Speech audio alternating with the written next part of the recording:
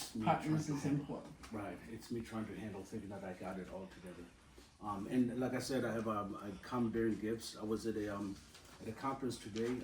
It's part of this racial healing in America. This is called post-traumatic slave syndrome. Dr. JayD3 is one of the leading in the country right now, in sort of like the discussions around trauma and young men around trauma and black men. And I have copies here. I'm hoping I have copies for everybody, but I have more copies again tomorrow.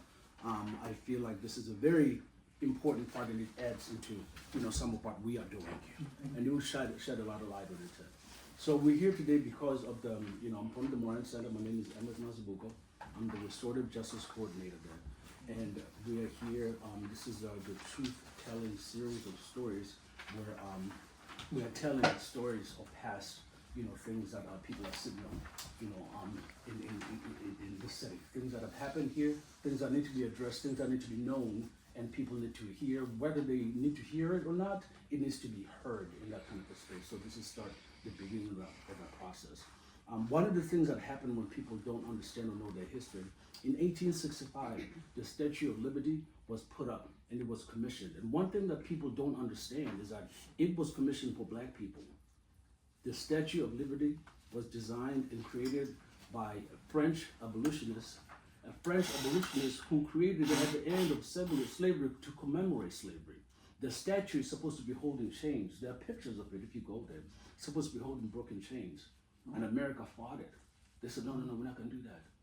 The chains are still there, but they dropped it next to her feet.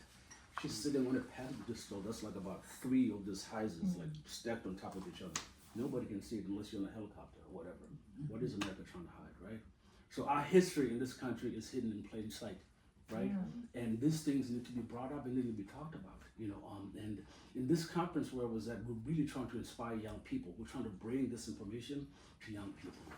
So, and this is how we're doing it here in Edison. So I'm gonna put it over to the folk that are gonna be running the circle. But I think before I do that, I should explain the talking stick.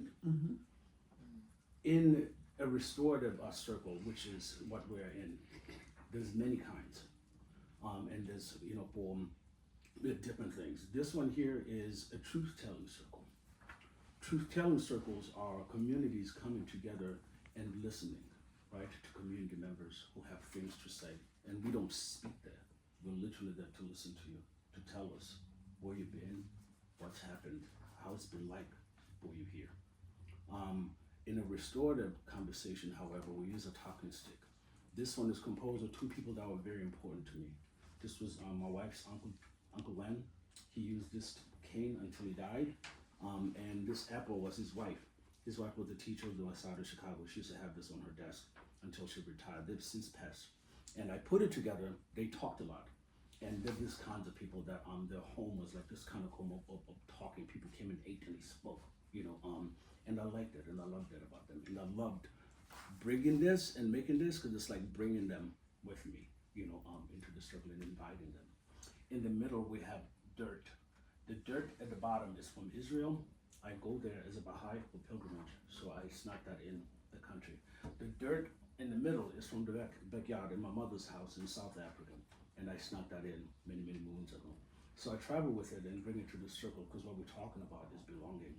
And I feel like land, is this one thing that anchors us, and I hope that it anchors us and grounds us, as we speak and on this end. So I'm gonna pass it to Ms. Holmes. Thank you, and I'm gonna pass it to Kay. Thank you. Hello, everybody. My name is Tay Shoemaker. I'm a recent joined peace builder, the Moran Center. I did join last August specifically, and ever since then, I've been trying to, I'll say, put my fair share in restorative justice work. So today, as we check in, I will be asking the question: what are you bringing to the circle? What is pressing, most urgent? What is on your mind? And please share your name, share your role in the community, and what brought you to the circle. Okay. So start with yourself. I'm Tay Shoemaker. I'm a peacemaker. And what brought me to the circle was, I will say, learning about the past. I was born and raised in Evanston, and with little to no knowledge, I'll say growing up, about the history of, the place of my birthplace. So I think doing these circles will definitely encourage me. Will definitely encourage me to do a whole lot better in my community and to have a hand in helping right these wrongs. I'll say with this racial injustice system that we have. So that's why I'm here today. Hi, my name's Amari. I am the lead peace builder at the Moran Center. And what brought me here today is I just love learning new things, history, I like looking at different aspects and whatnot. And for me, I like seeing the differences and how we could change things in the future by old methods as well. Because some old things work, they just thought they could tweak it a little bit and try to make it better, but I like some things original, The mood that I am in today, I would say I'm very calm. I usually am a lot more happier and smiling and whatnot. I'm very calm today, so. Yeah. My name is Joanne Cromer. I was invited to this circle by Ms. Dolores Holmes. I like to support her efforts in whatever. She is a queen to me, and she has done so much in the Fifth Ward to stand up for us. That is my reasoning for always wanting to support her efforts. I was born and raised in Evanston, and Evanston needs a lot of work when it comes to racial justice. It's really bad, and a lot of us black people don't even see it. That's what's sad about it. So hopefully these circles and discussions will bring out some things, especially for young people, to keep on your minds. Hi, my name's Terry Murray. I was invited to participate in the circle by Miss Dolores and my sister Joanne. I'm here to listen and learn more injustices because I'm gonna be honest. I walk around with my head in the sand because I'm always involved in something and focused and I don't see it. So sometimes you kind of have to knock me in the head and show it to me. And I know it exists. I'm not a fool. I was born here, and I could probably say that most of my life, or the majority of my life, I've only probably actually seen it and felt like it was infringed on me only a few times. And that's because, didn't see it. Hi, my name is Eva Coley, and I'm one of the elders at Moran Center for the Peace Builders. What is most pressing or urgent to me about these circles is it's a way for intergenerational notes in society and history. The young kids, the older youth, and us old folks, we all need to share. And I think by having these circles, we all get to hear something new and different, and we learn. I believe there is racism everywhere, but I also believe that by talking, you can learn what racism is and make a difference. What is my role in the community? What is it? I'm involved in a lot of this. Yes, she is. I'm passing it on. Hi, my name is Oliver Ruff. I'm a longtime resident of Evanston. I was invited here by Mrs. Dolores Holmes, Alderman Dolores Holmes. Been knowing her for much of my life.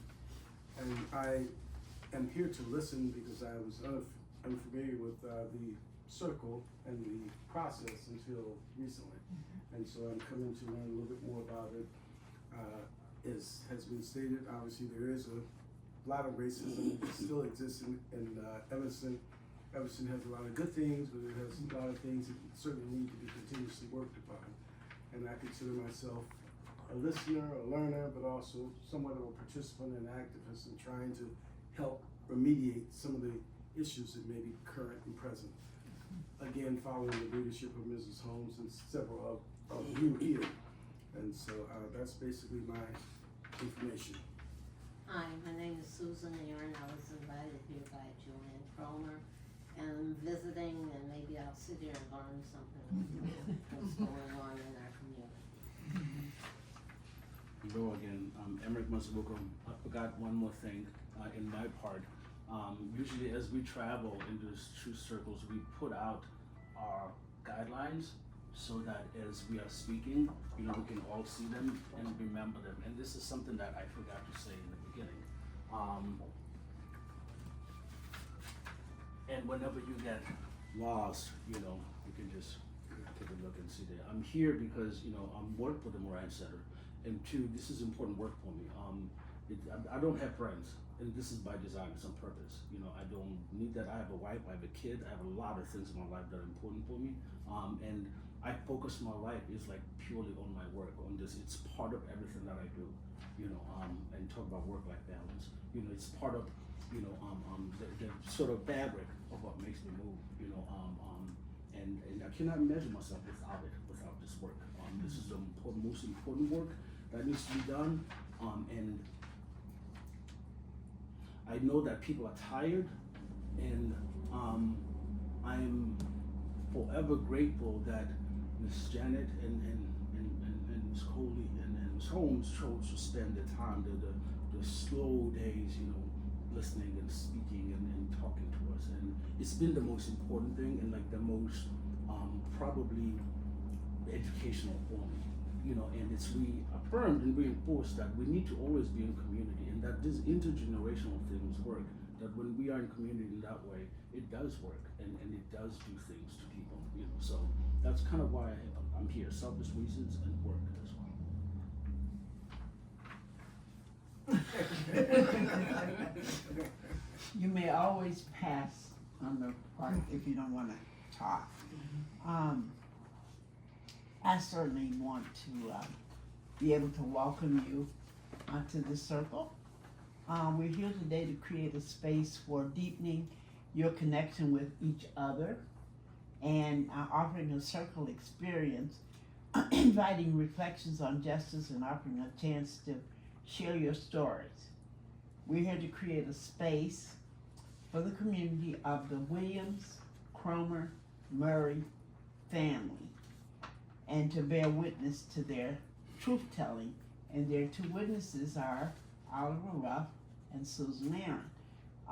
Mr. Ruff said I invited him. It's actually Terry who invited him. Terry Murray invited him.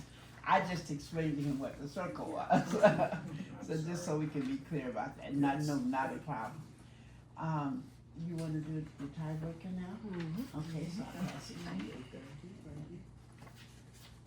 So, a question for everybody, while I pass the stick around. What are you bringing to the circle? Oh, my bad, so sorry. Oh, What's where your, are you? so sorry. What's your understanding of or connections to restorative justice? What are you curious about as you enter the circle? I will first off say what I'm curious about is it's more so the history, like I said, and what else that needs to be revealed. I'll say there's much more to be learned on my part, especially being somebody who's so recent in doing this. So your stories do mean a lot to me. They mean more than anything because I will be bringing it to life somehow and carrying it with me. So thank you. My connection to restorative justice is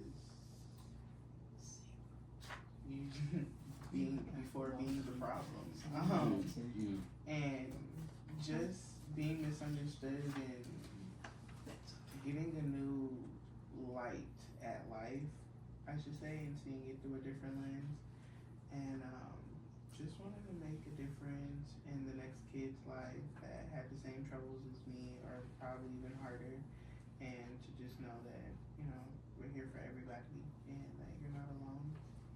And I know, I'm thinking. I know. I just lost my train of thought. My curious thoughts on this circle today is just wanting to see life through your lenses and your years and how you grew up and what challenges you had. That I think that's what most excites me about this and learning. Just seeing it through your lens. Well, my connection to restorative justice. I see the truth all the time about racism. I don't like it, and I don't like to tolerate it. So therefore, it's clear to me, and basically my curiosities are, what are we gonna do to stop it? I don't see things changing too quickly, and I don't know. It's just so hard to believe that things will be equal. And I only live in Evanston, but it all stems from the whole United States of America. All of it, all this racism. They came over here, stole the land, whatever. So I'm curious to hear everyone's ideas about what all we can do to stop it, to handle it, because it's hard to see, it's not clear.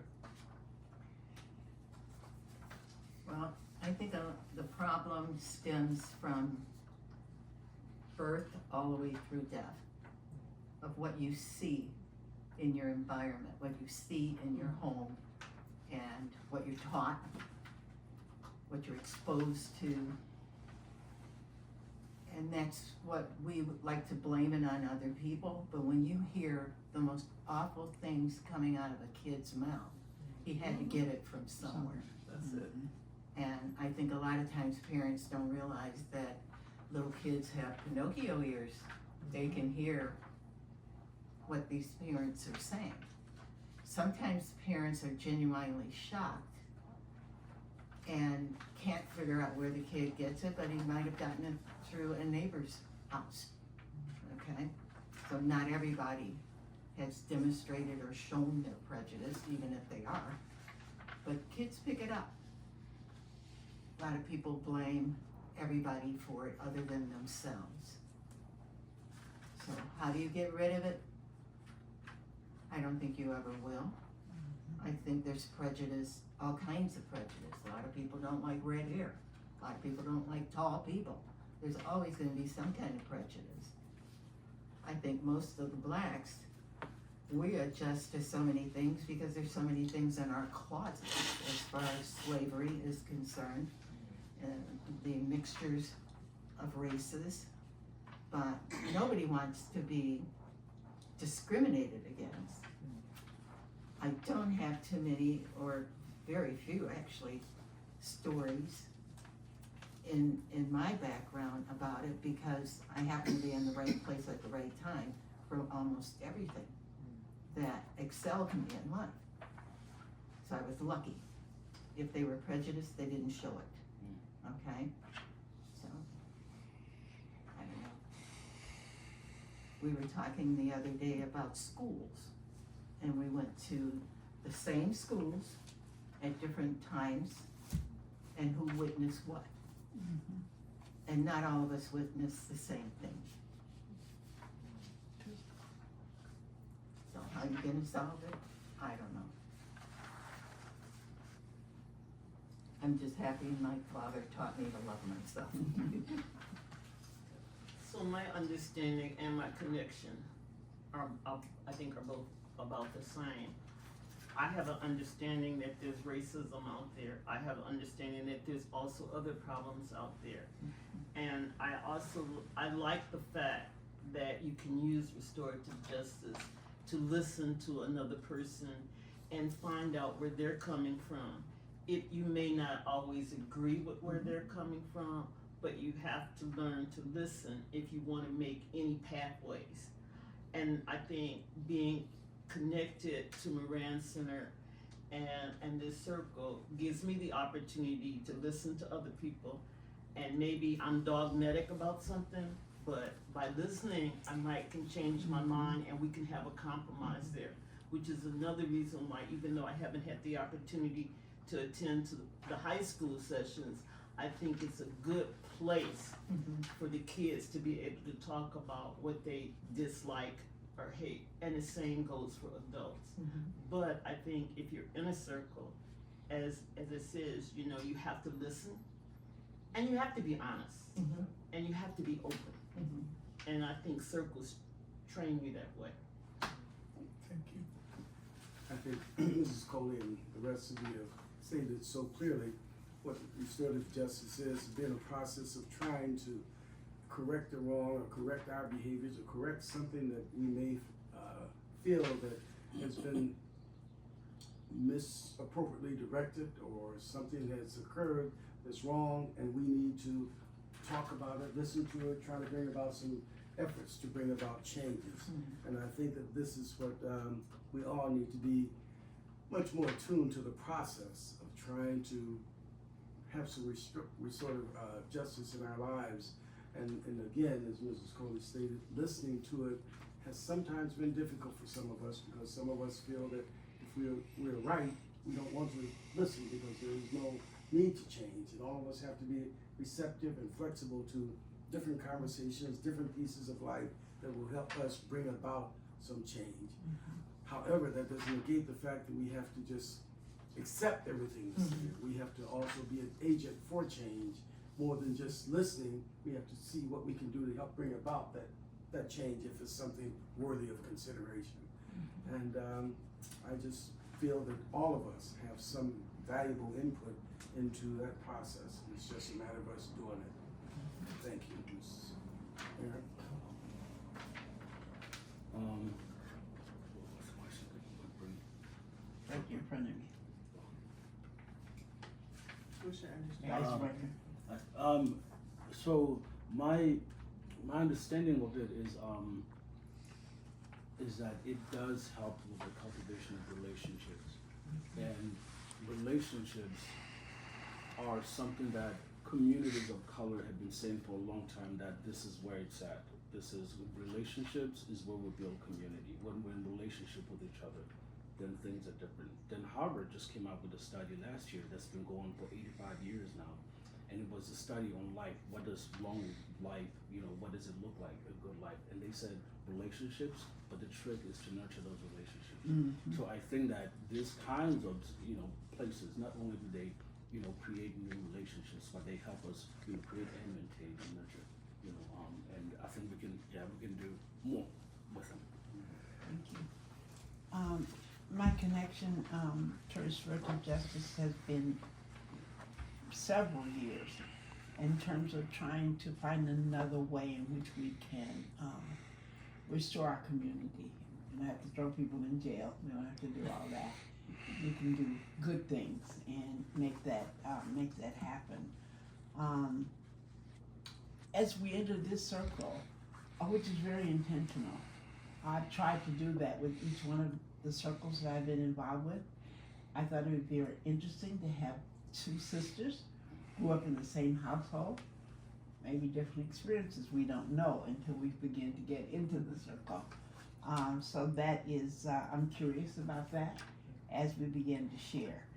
So as we move now into creating the circle again, I've already said welcome to the Williams Cromer Murray Circle. And to get us going for today, just to remind us that everything that's said in the circle stays in the circle. So we're sharing information today that will stay within this group. So we're very intentional about that. The role of the witnesses, again, was to introduce yourself, share where you work today, and your next thing will be when we close. So we're all gonna be listening to Joanne and to Terry today, and hopefully learning a whole lot about their growing up in Evanston. And as we move into that, I would like to read a poem This poem was given to me in 1991 by Janet Alexander Davis on the passing of my mom. And I've kept it, I love it, and I've decided I wanted to use it at each one of my circles. And it's called Bits and Pieces. People important to you, people unimportant to you cross your life. Touch it with love and carelessness and move on. There are people who leave you and you feel relieved and wonder why you ever encountered them. There are people who leave and you breathe a sigh of remorse and wonder why they had to go away and leave such a gaping hole. Children leave parents, friends leave friends, acquaintances move on, people change homes, people grow apart, enemies hate and move on, friends love and move on. You think on the many who have moved into lazy memory. You look on those present and wonder. I believe in God's master plan in lives. He moves people in and out of each other's lives and leaves his mark on the other.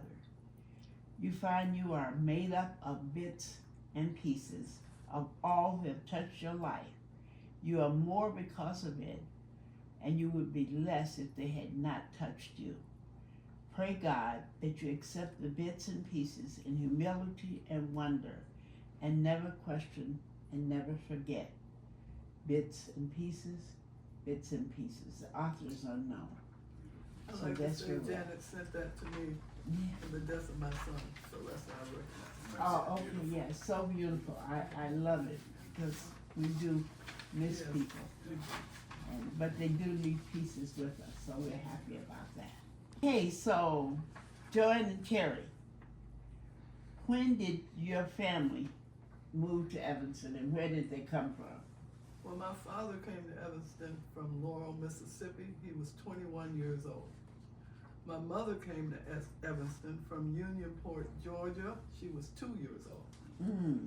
So there was family here on both sides. There was family here from my father's side and family here from my mother's side. So Mhm. they come north to do better, of course, Mhm. that they thought they would.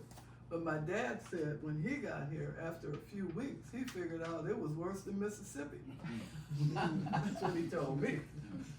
My mother said she was a little, 2 years old.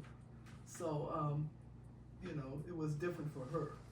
Just being here with her family, and it was big family. Mm-hmm. I think my grandmother had 12 kids? 11. Yeah. And my Aunt Irene came first.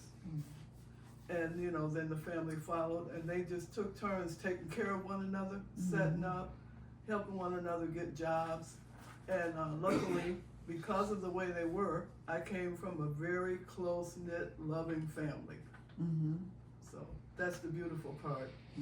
And you want to say something? A correction, there were 12 and one died. Yeah, okay. Mm-hmm. And I forgot Mama said it that. was a twin. Yeah. My mother worked hard. She got a job when she was maybe 12 years old to help her mother because of all the kids. Mm-hmm.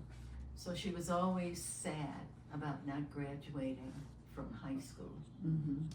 because she had to help take care of her siblings. There's quite big gaps between my grandmother's kids and my mom and Hazel. And she never really, there's a big difference between Joanne and I. They talked to Joanne about racism. Mm-hmm. I kind of slipped through the cracks because my whole focus was school, piano lessons, recitals, shooting marbles with the guys, sliding in the home base, stuff like that. I never really was with groups that talked about racism that much. And not because I didn't want to learn, but just because I wasn't in those places when they were doing it. I think the first time racism in Evanston was pointed out to me, I don't even know how old I was, but somebody pointed out that white veterans lived across the canal and black veterans lived south of the canal. Well, tell them about the And- veteran house, they don't know what you're talking about. Oh, the veteran houses, I can honestly say, I am proud to say I grew up in those houses. Those Tell them what it veterans, was. it was actually, The dead end of the dead end of Dewey, where the North Shore Channel, which we call the canal, there was 111 homes over there for whites, and you know, I didn't believe that at first. I thought, where did they put them? Because we only had 12 on our side, and we're lucky to have those 12. If it wasn't for Mr. Jourdain, we would not have had those 12s. They originally intended to build veteran homes only for the whites. So it was pointed out to me, maybe I was between 8 and 10 years old, because they didn't socialize in our life. We couldn't see them, you know, and they didn't go to the same school. And I honestly thought we went to Foster because Foster was in our neighborhood. I never thought it was all black. I just know that all my friends were there, and we played sports there, and then we roller skated at Fleetwood. So all the black things in my life, I didn't think it was purpose. I just grew up, and they were that way.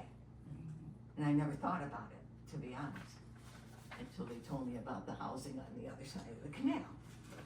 So my mom's family were close. Everybody came over my grandmother's house. All the kids in the neighborhood came over my grandmother's house. I was a real tomboy. I followed my dad around all the time. He worked for a newspaper company, handling their books, managing all the boys who took routes. So I was always with my blue jeans on, my tennis shoes, and trying to roll papers with him. And I think my mother made me put away my blue jeans and my baseball bat in order to be in the cotillion. Right.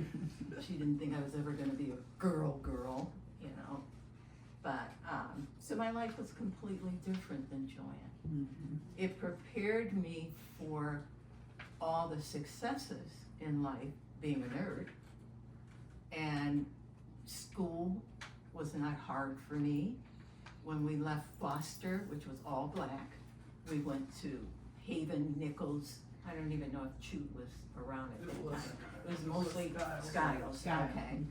And the classes that I had been playing piano for years, Mrs. Hudson exposed me to the classics. So when Mr. Marshall put his needle on his LP, classical song, I could tell him what it was and which stanza it belonged to. I typed excellently because of piano. And when I went to high school, that skill carried on.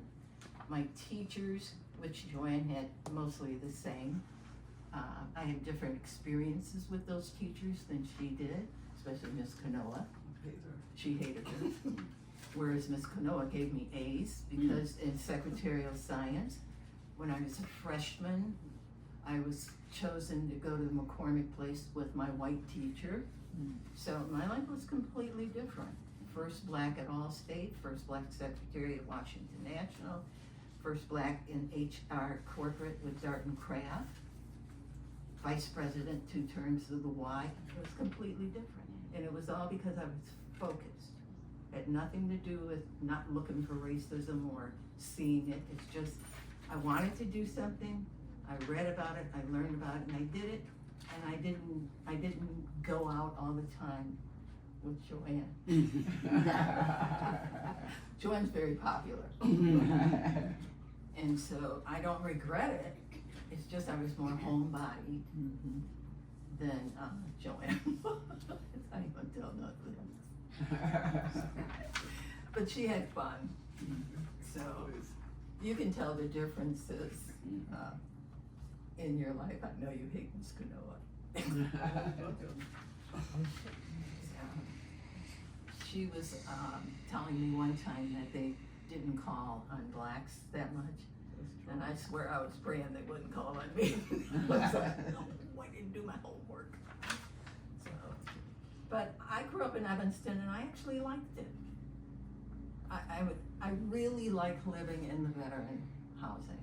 It was like, it takes, what's that expression? It takes a whole family to raise a kid. That's how it was. And that's how it was. You could not do anything without your mother knowing.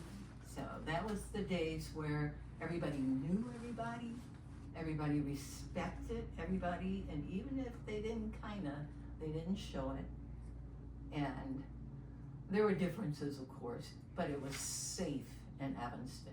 You could cut through any alley at night, running home or trying to beat nighttime. You had to be home before it was dark. And, oh yeah. So, even to show you something else, when I was little, it did not originally occur to me at the theaters why we had to be in the balcony. Do you remember that? Of course. It did not occur to me why we weren't. We just couldn't wait to meet our friends in the balcony, you know? So that's why I say people have to point out things sometimes to you. Because if you grow up that way, until somebody shows you the racism, you don't know. You wanna pass it back to Kate?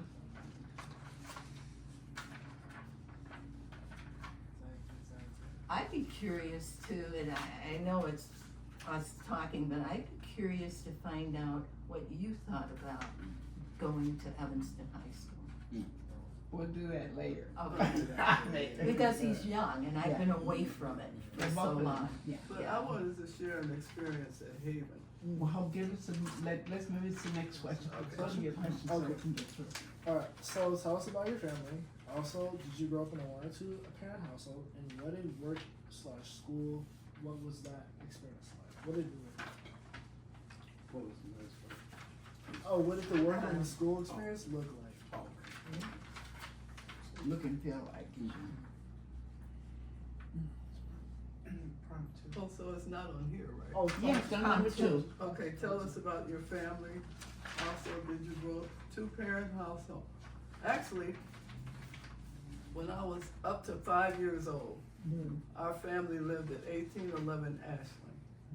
And it was my grandmother, my 2 aunts, my mother, my father, me, and my cousin Richard. And it was like a rooming house. Because from what my parents told me, it wasn't a whole bunch of black folks that owned homes. So most people had rooms in people's homes. So I was 5 when we moved over on Dewey. 2151 Dewey was my address in the veteran houses. And it was a wonderful time. You know, all my friends, the family, everybody looked out for each other. It was so fun. And we used to do a lot of things like over at Foster in the wintertime. They used to freeze the pond and make an ice skating pond. And we all had our ice skates and we'd go ice skating. We loved it.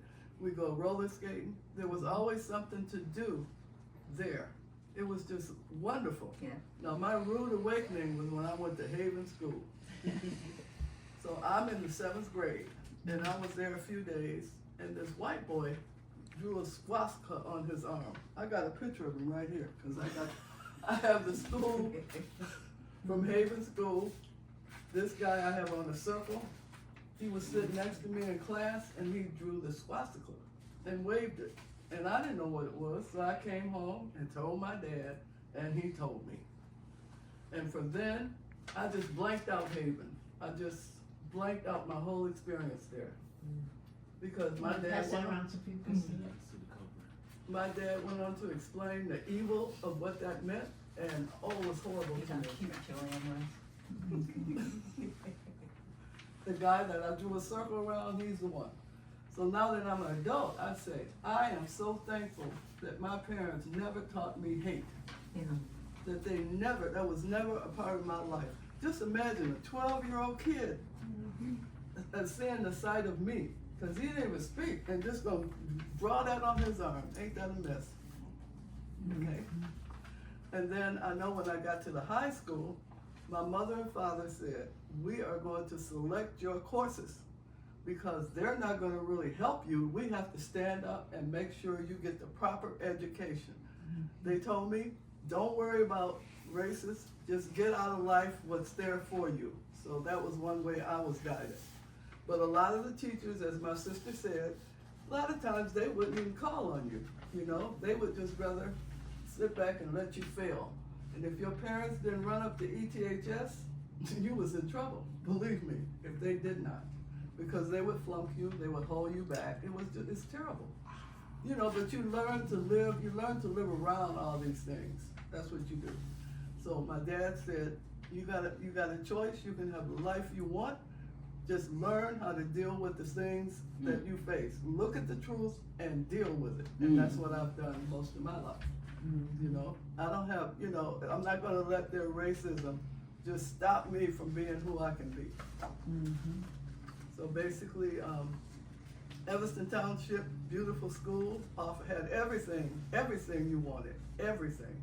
They were a lot stricter than when I was there. Like you guys can come out of school, you can go and do, you know, whatever. Once you get in there, you're in there. Yep. And you better not be absent. They will call your mama and your daddy. And they measured your skirt. And we could not wear pants. And you had to take all these classes, like I remember I had to take golf, and I go, what the hell? Yeah. Why do I have to take golf? I had to take tennis, hockey, archer, swimming, all that stuff. You guys still have to do that? I didn't go to ETHS. Oh, Oh, you have to take all those classes? Not all those classes. Swimming was definitely. We had to take Swimming was swimming. Well, I got out of swimming a lot by getting Dr. Spencer to write a letter for me. Well, my mother was, knew him. But once you get in there, you got it. You know, my parents picked out all my courses. But my father said, you gotta learn my mom said, you gotta learn how to type. You gotta learn how to take care of yourself. Once you get out of school, maybe you won't be able to go to college right away. So you got a skill. At that time, you could get a job. If you know how to type, you could get a job. When I was 16, 15, I worked in an attorney's office after school because we know how to type. Both of us worked in there. And Mr. Gaines, our neighbor in the veteran homes, got us those jobs. And he ran the elevator there in the Hahn building. Remember that? Yeah, we worked with Mildred Doyle. yeah, Miss Doyle. Yeah, and she taught us professionalism. Right. I think about her today. So most of my jobs were in offices, but when I was the summer I turned 14, wait a minute, before I turned 14, my mother made me get a job babysitting for a little white kid, and I was pissed off. I did not want to do that. She said, you gotta learn how to work and make some money. And to this day, if she was sitting here, I would remind her how pissed off I was that she made me take care of a little white boy. So basically, I did not, I'm thankful for my parents because they told me what I had to face. They told me what's important, to get around it. Do not let it take over your mind. Go after what you want. We're here for you. They picked all my courses in high school. They did. And then when I got to be a senior, I wanted to go to Howard University. My mom says, those colleges ain't accredited, so you can't go. The only place you can go is to a school in California where where my father's aunt lived. And those schools, like if you were a resident, you didn't have to pay. So I ended up going to Key Punch School. And when I was 17, I got a job with the U.S. government as a key punch operator. Remember when they had the Department of Agriculture and on Howard and Hartree? That's where I worked. So, basically, I just left home with all the knowledge that they put in my head, all the things that I had to face. And believe me, when I got on my own, it was really, really clear what my parents had taught me about the place that America holds for Black people. One thing, a good thing, excellent thing I should say about my father mother helping us choose our courses, is it taught me when I graduated how to choose my courses in college. Instead of following the general curriculum in the book. One thing that you learn is you can actually come out of there with a double major and a minor if you choose your own courses. And a lot of people, when they graduate, a lot of kids, when they graduate from high school, they don't know that. They just follow that curriculum. I don't want to say it's a waste of time, but you can get so many more skills if you choose your own. That helped me to, when I graduated, actually, my counselor was the one that helped me decide what college I wanted to go to. I chose Bradley University, and I didn't graduate from there. I graduated from Roosevelt and went on to take courses at Loyola and Northwestern on the graduate level. But it helps if you want badly enough to do something to work with your counselor as well. And if you can't work with your counselor, work with your parents, who will then work with your counselor. If you show that you want something and your parents know you want something, they'll help you in most cases. I can't think of too many of my friends who didn't have parents that helped them and guided them.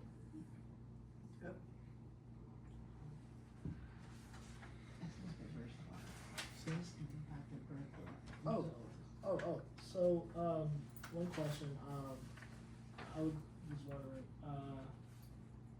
who was the oldest, going down the line? Me, I'm the oldest. And we had another sister, but she passed. Barbara was the youngest. So you're the youngest? No, but I'm the middle. No, that's what I Mooney was thought. the- Okay. Maybe that's why the middle is neglected. I was on the punishment most of my teenage life because Yeah. because I was rebellious and was in the partying group. Yeah. So I just, you know, Yeah. I still had a good time, although constantly I was on punishment. For not coming home when I should, for sneaking out the basement window, all kinds of stuff. I was real social, and my mother was. So now that I'm older, She I didn't know climb that out that's any where I got windows. it. No, but my mama told me that she used to have to beat her to death because she wouldn't listen. I'm talking about my grandmother. I used to sit and talk to her because she wanted to tell me all about growing up in the South. When she was, the guys would come and court her on Sunday after church, and she rode in a surrey, and they sat in the power. I used to sit there and just listen. So can you tell us, or share with us, I should say, any fun memories that you have from growing up? I mean, you touched on some of them. Yeah. Yeah. I had a really good, as far as I can say, I had the best childhood ever. If I wasn't doing a lot of things, my parents would take us everywhere. Like when we have to go to Mississippi a couple of times because my grandmother lived there. So my father and mother would pack up boxes because, you know, all the way there you can't stop and go in restaurants and whatever. So we had a box full of food. A lot of places you couldn't use their bathrooms, you know, things like that. When we got to Mississippi, my grandmother would try to keep us in the area because you can't go into town. Used to it. She said, y'all not used to it, you can't drink out the fountains, but I saw lots of signs. Also, I went to the movies with my cousin, pay in the front, go up the fire escape, sit down. You know, things like that that I was exposed to. I just felt sorry for all my cousins that lived in the South that had to go through that crap every single day. It was hidden up here. Like my dad said, it's subtle It's here. subtle, Just keep yeah. your eyes open. But I seen signs, you know, it was just, I experienced all that. But then basically our family is really close, so all the family reunions, all the parties, every Saturday, my cousin Polly, who was a beautician, she would come over one of my mom's sister's houses, do everybody's hair. They play the blues, they'd be dancing, I'd be right there dancing with them. You know, so it was a lot of happiness. Always had really good friends. When I was in high school, we had our clubs, because most of the black people in Evanston had social clubs. As my mom put it, they worked on the place. And they saw how the white folks' society was. So in Evanston, they would form all these different clubs. So we followed suit after my parents, and I was in the Cookies, and I was in the Imperials. And the Imperials were really popular with the boys, like Janet and them were in the Ivy Leagues, and the boys liked us better, so when they give a party, we give one too. And all the boys would come to ours. I'm talking the boys like Sam Burton, James Fox, Brew Alexander, all those I grew up with. Sue's brother, Buddy B, we all grew up with them and had a really good time. I had, as I got older, you know, my circle of friends were always like to go places, experience things. Plus my parents, they're the ones that got me interested in plays and concerts, because they used to take us. They used to take us down into Chicago, take us to nice restaurants, take us, you know, just different places. And then we would go visit our cousins in Detroit, and then we would go try to get in nightclubs. And once we went in, I think I was 16, and we got in to see Smokey. And my cousin got mad at me because I was like, oh God, you're so fine. So I just had a lovely time growing up in Evanston. You know, you just avoid all the other stuff and go live your life. That's the way I looked at it. So my sister didn't like to go, but I went everywhere. I like to stay home and watch my black and white movies with my father, more homebody. But I did go to a lot of the parties, not a lot, but the ones I went to with Joanne. If I wanted to go home, she'd go, don't go home, I'll have to go home. I would be bored. You can't go unless your sister's going. Yeah. I'll be begging, So, please go, please I go. got I'll sick do your and tired dishes. of asking my father to come and get me, so when I was 15, I asked to learn how to drive, and took driver's ed, and when I was 16, my father gave me the keys, and I said, oh, good news for you, I'm going home. You know, every time they tried to my mother was the one trying to show me how to drive, and I would get cursed out so bad. She would be so upset with me, and I just said, I'm not gonna drive, forget it. But it was fun. I just was more homebody, that's all. And I dated someone who graduated, and he was a senior when I was a freshman. He graduated and played on the White Sox farm team, so I didn't go out that much, or his brother would walk me home, And then, you know, I went to Bradley and thought I was cute and eloped. And then went to school nights. But I was determined to finish my degree, but my priorities changed, so I worked at Allstate, and I worked for the lawyer, evenings, and when I was 23, I bought a house. And then I went back to school. So I would say focus. Just want something, go after it.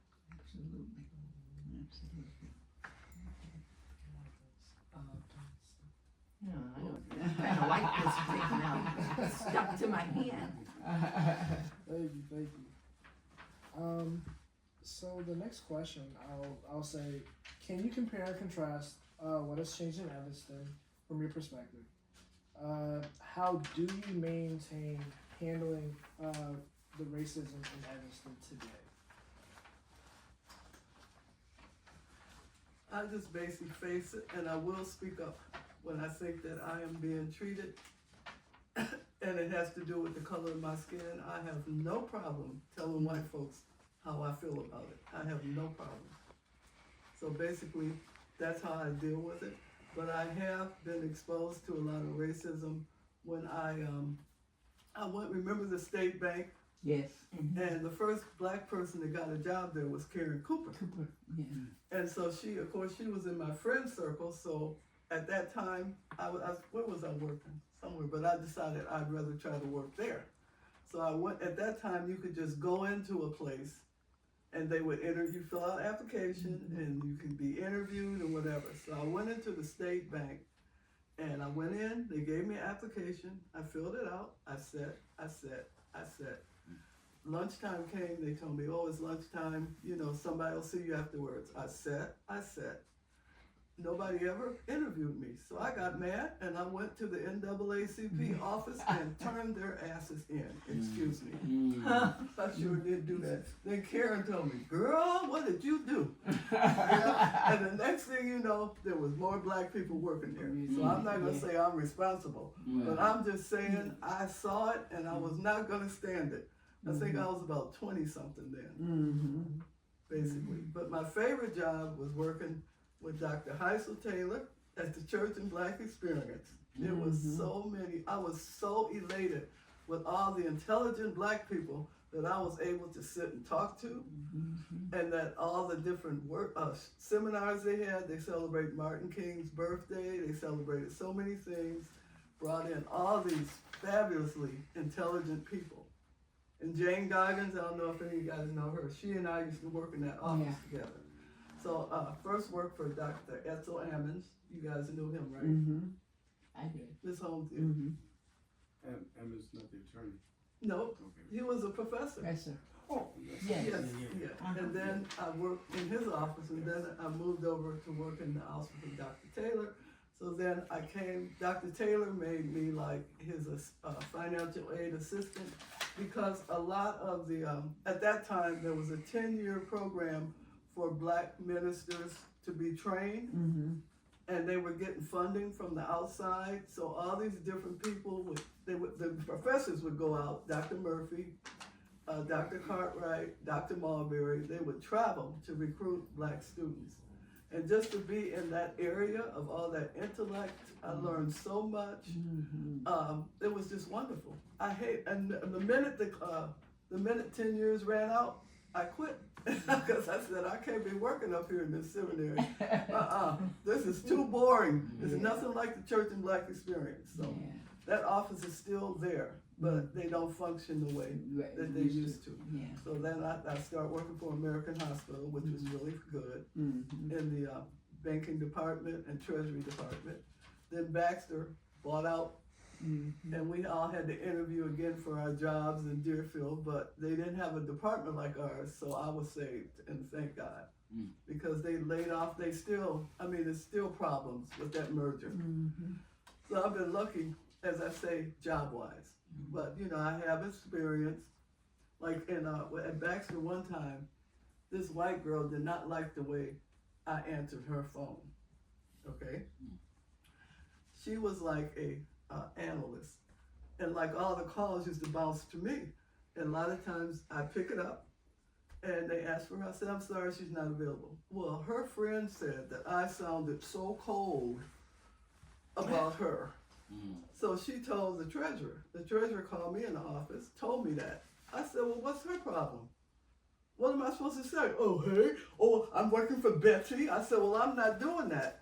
Number one, and I went and told her, what is your problem with me? Well, she was like turning red, 1,000 pieces of red, but you know, what are you talking about?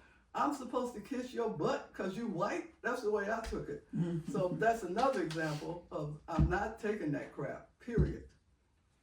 So the treasurer called up and told me he thought that I did the right thing. Because I did go downstairs and confront her and ask her. You know, I feel like those are the things to do, to let them know you're not going to do this to me. You don't even know me, and just because I'm brown, you're going to think you can say anything you want to me and try to hold me back and try to blame me and insult me. I'm not taking it. So basically, that's me. Gary, you want to say? Okay. Now, when I got married and left Bradley, my mom told me that there was a recruiter who had called the high school looking for blacks for Allstate. And they gave the recruiter my name. So that's how I got to Allstate. And I was really lucky to be hired into what they call the training division, where they wrote the scripts for the commercials. Mm. That was fun. That sounds fun. And I even played a body once with a sheet on me. And it was a lot of people in that division, the writers, who, and I'm like a kid, you know, so I'm around, remember Wally Cox? He had a relative there, and the actor William Gargan's son, Leslie Gargan, they were all writers there. It was really cool. And 6 months later, I got promoted to HR. So I was a secretary then. I started as a typist, and then 6 months later. And it was fun in the training division, and I almost hated to leave. But HR was really cool because it was one-on-one for each boss. And my boss traveled all the time. So he'd come in on Thursdays and he'd go, "Hi, Murr," you know, like that. My last name is Murray. So he'd say, "Hi, Murr," and he says, "Let's have lunch." And we'd go out to lunch so I could fill him in on everything. But it was fun times at Allstate. And I was there 6.5 years, and then I had Mike and stayed home a couple of years and worked for the attorney at night. So the attorney carried throughout my life for a long time as backup. And then I went to Washington National, and they were willing to pay for me to finish school. But I lucked up and was the secretary to one of the senior vice presidents, Mr. Arnold Nickel. I can't tell you how pleased I was to work for him. He was a very soft guy who was polite and interested in you. And he was the one that encouraged me to transfer from Roosevelt in Chicago to Great Lakes. I don't know if you know, but there was a campus at Great Lakes Naval Base for Roosevelt. And I never knew that until he showed me, and I really liked it up there. Well, I was married, but there was all men in my classes, all soldiers and everything. And that was fun, and I finished that degree. And then I got a job at Dart and Craft. They were starting up a brand new headquarters in Northbrook. And that was very interesting too, and that was HR. So do you see the circle of typing at 8th grade and high school and shorthand? Right. And then I was there until they downsized, and I went into academia. And I was the only person reporting to the director at Northwestern and Kellogg for 29 years. So all of those little skills that people say, you know, why do you take so many classes? They all supported my career all the way through. So I didn't have any bad experiences other than, and I want to be careful saying this because some people are just stupid, you know. And when she asked me, her name was Mercedes, and she was knitting all the time when I was at Allstate. And she asked me if I tanned. And I looked at her and I said, everybody tans. And the first thing I thought about was my sociology class at Roosevelt, where the teacher asked 5 or 6 of us up in a straight line. And he walked behind each of us and he went like that. And he kept going. And then he said to the class, we've been out in the sun all day. Who do you think's gonna burn and scream the most when I slap him on the back? And he says, all the whites. That was funny to me back then. Because I never thought of it, the pigmentation, you know, on the skin. But it's his way also of exposing the students that people are different. People come in all shades, you know, of colors. So I guess I've had a corny life, really. More so than that, but it was more career focused.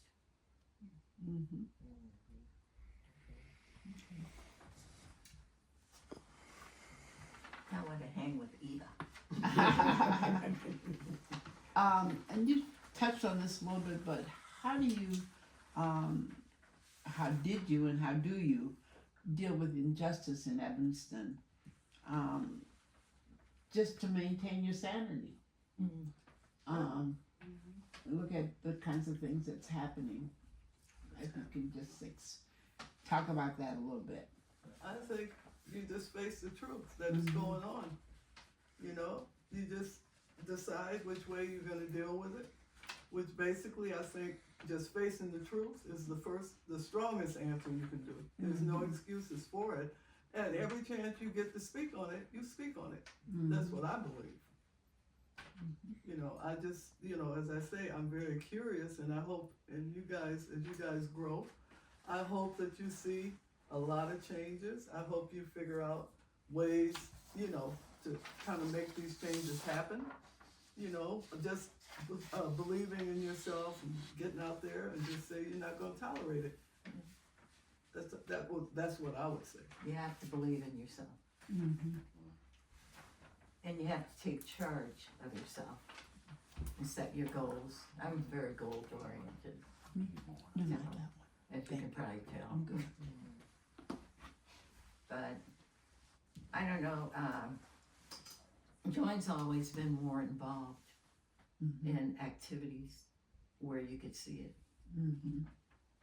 I've always been the type, even when I was vice president of the Y, get off from work, go over there to my meetings, go back home. I didn't allow time for anything like that. Because when I went home, I was always studying, like a career student, basically. And my social life was much less than Joanne's. I wasn't antisocial, but I've had people say to me, "Oh, when did you move back to Evanston?" And I've never left. So, yeah, they have.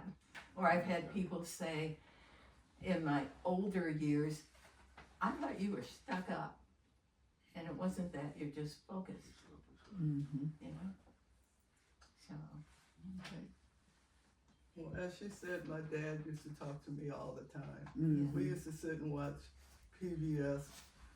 We watch anything that has to do with racism.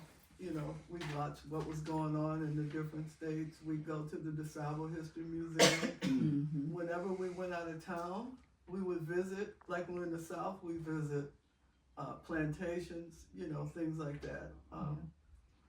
We talked about it a lot.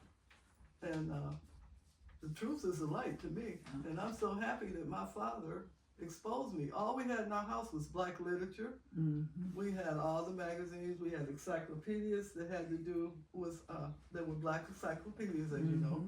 We had Bibles with pictures of black people. So it makes you very proud. You know, once you learn about your people and what their contributions are, what you can do, to me that is very important. And I think a lot of young people don't get that exposure. And I'm just very happy I got it. And the fact that they don't have it in the schools here, like Evanston High, if you really are interested in, I mean, it would blow your mind. On YouTube, they have Black Journal. Have you ever watched that? And it shows you all the accomplishments of black people and what they've done. It's really awesome. They used to have a guy with horn-rimmed glasses that had that program, because my dad and I used to watch it, Black Journal.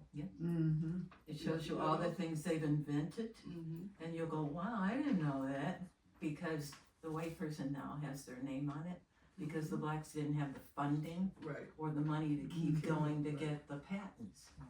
But it's really their idea. You should really take time to watch all the inventions. There's a book even I bought, Joanne. And even at the DeSalvo has History them all. Museum, you go in that one room, and boy, you just everything. Yeah, you just can't believe it. Literally, you can't believe it. All the things that they've invented.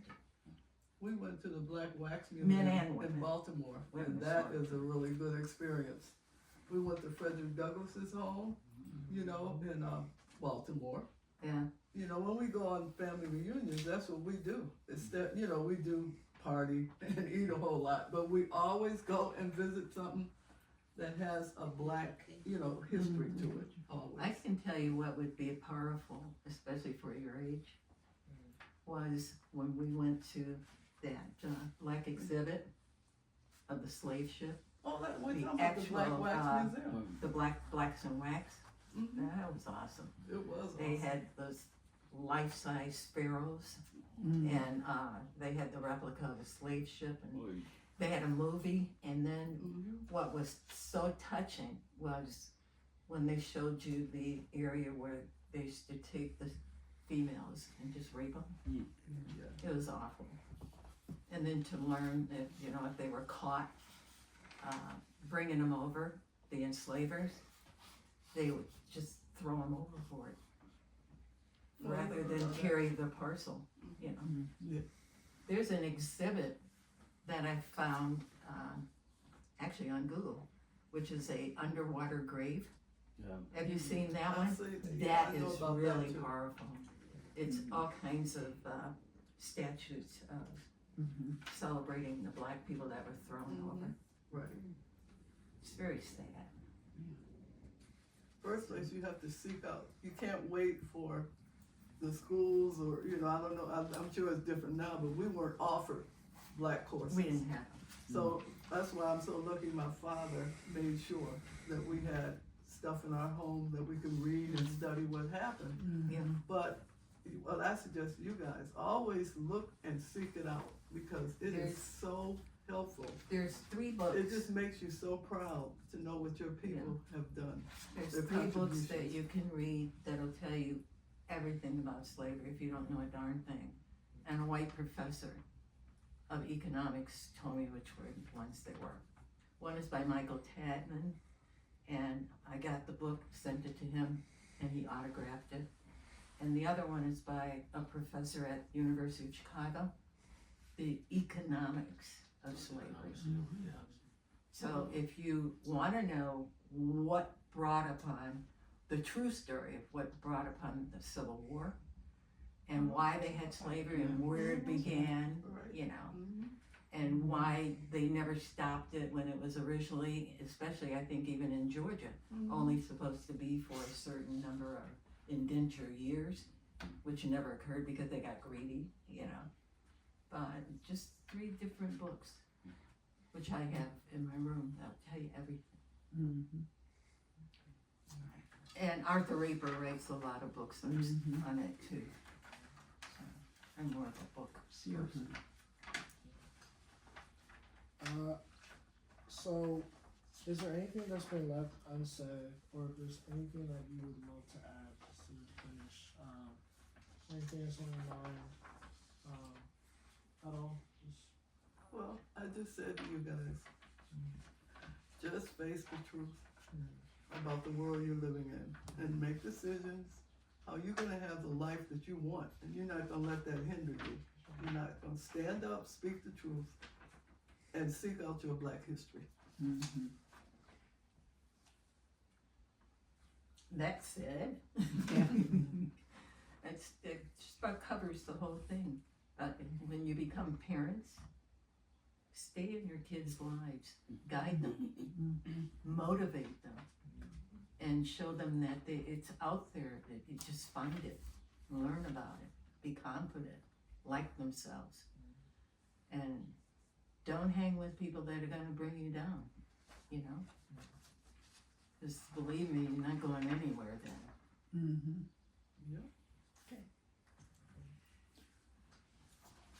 Okay, well, that's our last real question in terms of we're getting ready now to close our circle for today.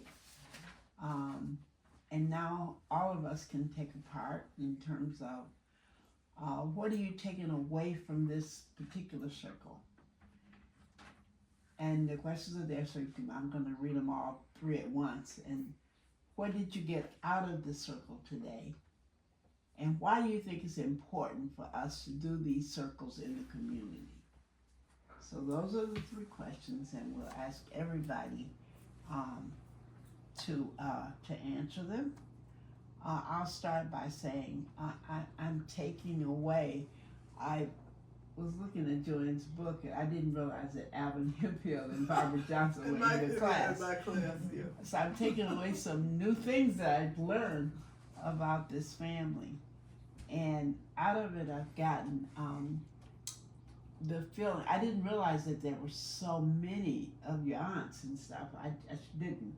I knew that there were lots, but and I was just thinking in my head, connecting all of the family members together. So I've gotten a lot out of that, how your circle of family is so large and wide. And of course, I think that the importance of this is that we are leaving, and the reason why we're recording it is that Shorefront will have these and they'll be in the archives. And so for generations after, kids will be able to come back and look and know more about the Williams, Cromer, Murray families. So we're creating a piece of history that will be left for people to learn and grow from.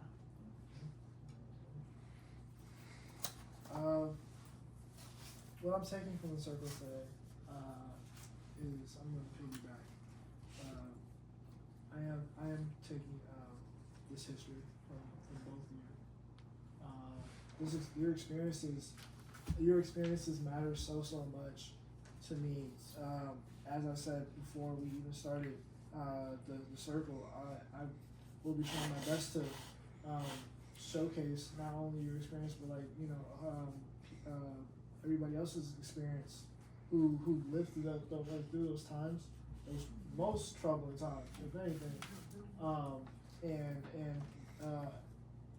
to show the reminder of where our people come from and the things that we've had to deal with on a daily basis back then, So that's what I'm taking out. What I'm getting out of this is perspective. Both of you talking from two different lives. Seems like on opposite ends, yet at the same time. I find that super fascinating because your worlds collided so good, and your path, even though knowing that your path was very different from each other's, it didn't matter at all. Yeah. Never, no matter where you went, it didn't matter. You still loved each other, loved each other deeply. So, and it shows. So I think that's a message to me that for people, even all over, it doesn't matter where you're coming from. It doesn't matter where you're going. If that love is about as simple as you can get, So, and these, why I think that these circles are very important to have these experiences specifically. These type of experiences right here, having intergenerational people coming together and sharing these experiences matters so much to grab more perspective. Even I know you don't have to take everything to heart, but taking things with a grain of salt can take you so far. Just to have it installed in the back of your head to know that, hey, I heard about this before. I heard about something like this before. So you can grab a better picture of life. Where you're at. So that's why I think it's important. Oh, you passed. I think I said enough, so. I just always say, face the truth. When you face the truth and you decide where you're going to take your life, can't nobody stop you. Don't let anybody take your brain. That's the whole thing. Well, I don't have much to add except for, even though Joanne and I are very different on a lot of things, she has really tolerated me through the years. And she's been a good sister. She's looked after me and just honestly has the kindest heart. Taught me a few things. So what I'm taking away from this circle is that you can live in the same house and have the same parents and have two different very different experiences. Yeah. and it forms your mind. Those two different experiences depends on how your mind is formed for the rest of your life. And once again, I think it's very important for others to hear these stories, to learn. You can learn from them, and it can open up your mind to different ways that you can do things when you know the history. It's a pet peeve of mine that young people really need to be involved in these circles. And when I say young, I'm talking even younger than Tay over there. You know, I think it's real important.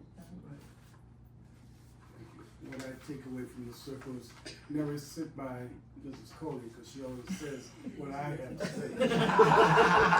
say. She steals your words. Very clearly.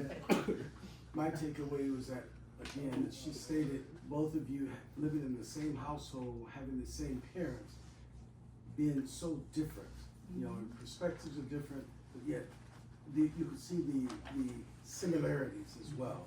So that was very, very important. My other takeaway is to learn all of the experiences that you shared and to really be able to empathize with some of it because of the names that you called. I recognize the names, I recognize some of the experiences that you had, and it was something that I could relate to in a different perspective, good and bad.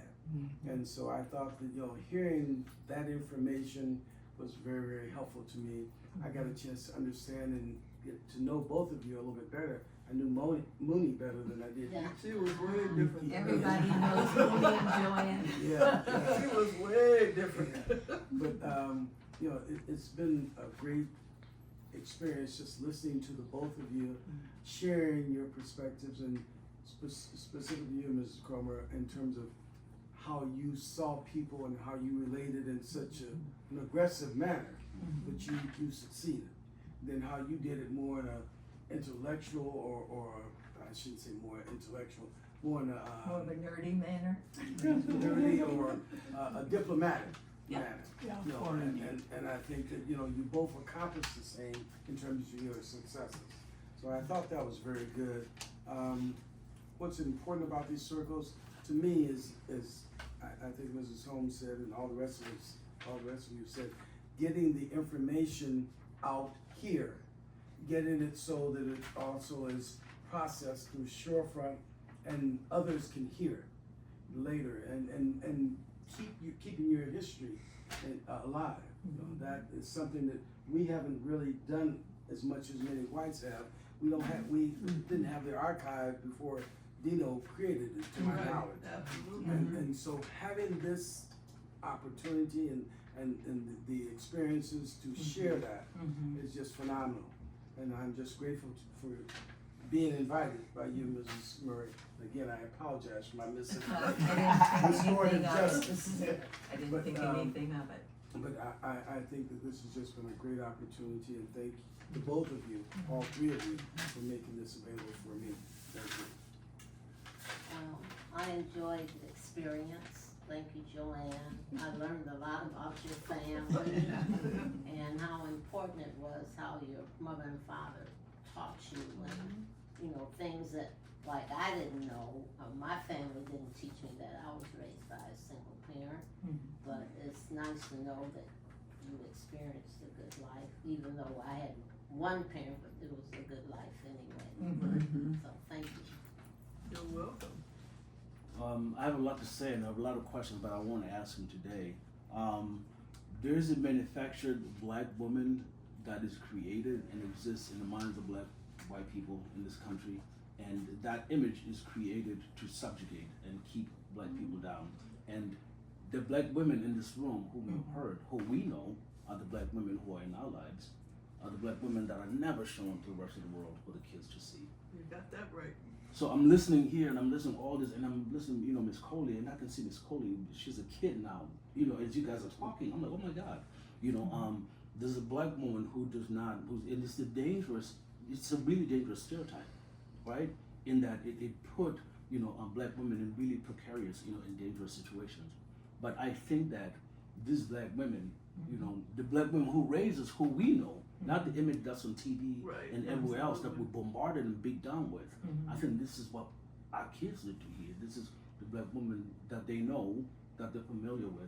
This is who they need to get beaten down with, because these are the real examples in their lives, not these examples that are being, that are being produced and just like to keep us in these places and that are dangerous and can lead to death. So I think they're important because of that. I imagine little kids being in here, they like younger kids listening. I imagine Amari, even in this room, and Tay, just they get getting so much, just being in that environment. They see people who experienced stuff and went through it, and they're going through the same things that they're going through. You're not special. This is life. This is how it goes. Other people have done it before us, and we're standing on shoulders, and that's why this reminds us. We're standing on shoulders like there's people who died, there's people who bled, there's people who did all kinds of things who will never get to see, any of these things that they were fighting for. A lot of people suffered so that we can stand here, and each of us, as we're sitting on our seats right now, somebody paid your way. Somebody paid your way to be sitting here today.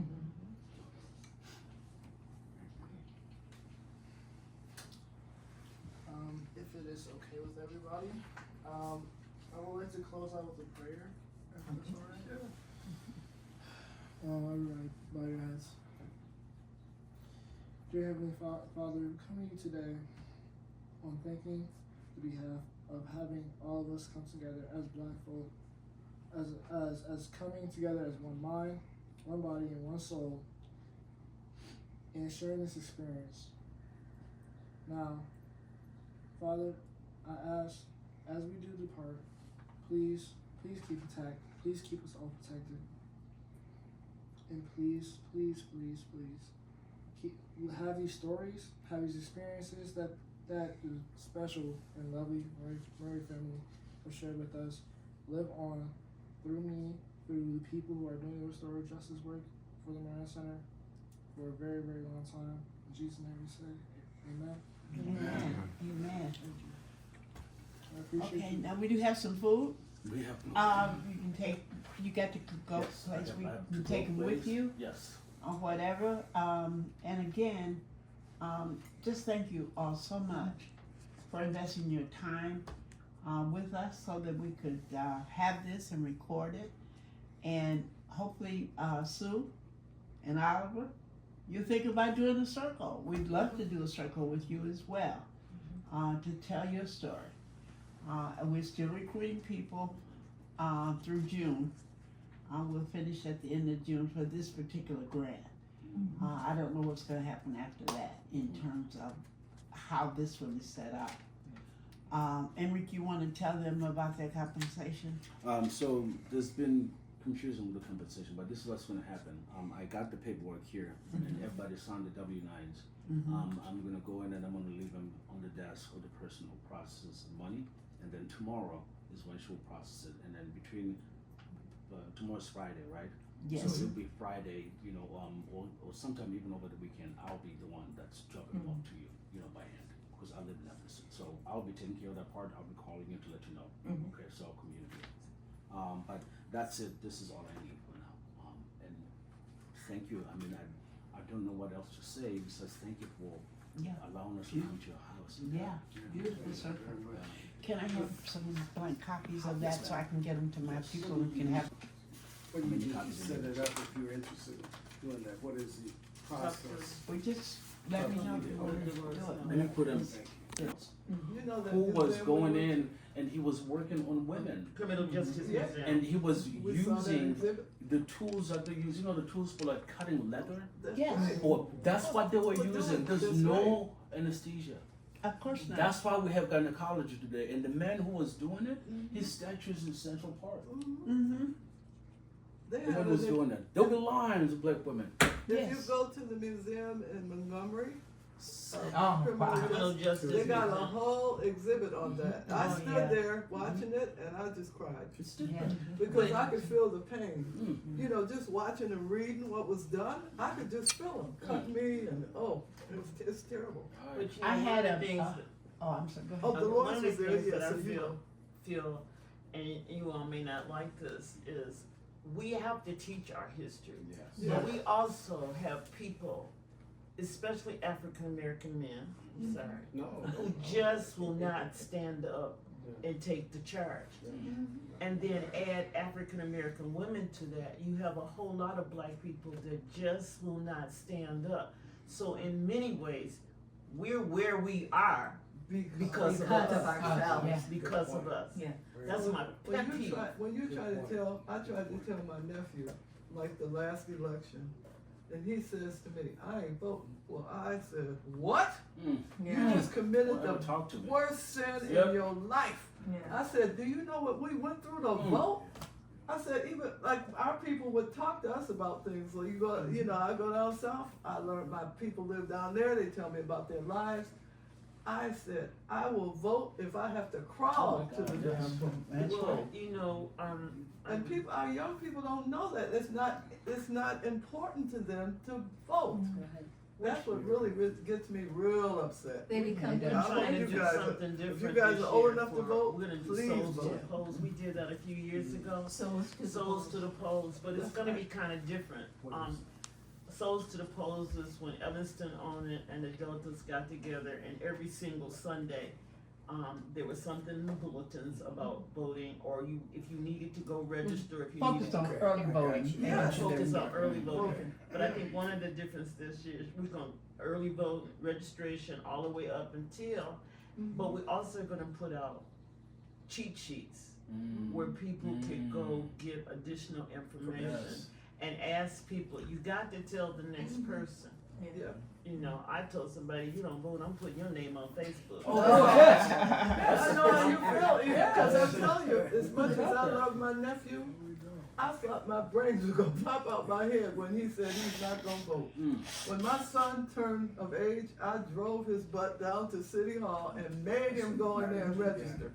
I That's what sure we have did to do that. Well, it's just like sometimes they'll organize people to pick up other people and they'll Absolutely. sign They up. used for to it. do that. And Yeah, I they'll- signed up for that They'll before. actually sign up, and then when you get to their place, they won't come in. Yeah. But that's part of something. to the problem. But I also feel like, you know, you guys, the elders, are the ones that are holding us together in terms of like civic engagement in the community. Yeah, but those elders are getting old. And that's what I'm saying. And it feels like when you were younger, you did so much more and there was so much more cohesion in doing it. Now it just feels like, you know, it's just hard to even get people to just like come together to this thing. When I come to these meetings, I see you guys. Yeah. You know, I don't see even like people who are like my age, who are There you parents, go. who, you know, I'm talking to you guys. I always say I'm listening for the footsteps behind me and I don't hear them. Yeah. But you know what I I like That think? is that. what it is. I Yeah, like no, I I think the mean, problem is that parents do not instill in their black kids the importance of who you are and what's been done. What your people, they don't do that. So I can't speak for all parents, but it looks to me like that's not happening. No, not anymore. One way is perhaps parents could call up their grown kids and say, okay, well, let's all go vote together. Together, right? Yeah. Right.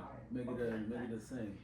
I think Mrs. Cromer is correct, that the parents, one, maybe not instilling that. Two, I think there are many parents who are not voting themselves. Right. It's difficult for Absolutely. them to instill It's a something. challenge in some of the states because of what they've done, where they've had to stand